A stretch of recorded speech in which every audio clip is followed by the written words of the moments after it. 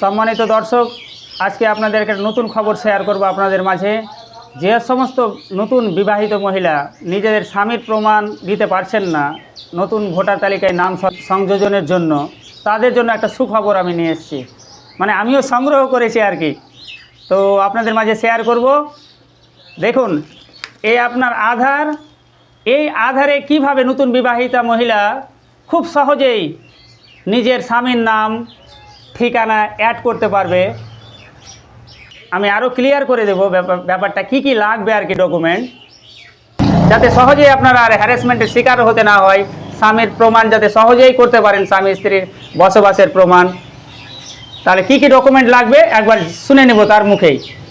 তাহলে আধার আপডেটের ক্ষেত্রে যেসব বিবাহিত মহিলা আছেন, দুজনের মহিলা এবং তার স্বামী দুজনেরই আধার কার্ডে মোবাইল নাম্বার অবশ্যই থাকা বাধ্যতামূলক, এবং বিবাহিত মহিলার কমপক্ষে 18 বছর থাকতে হবে।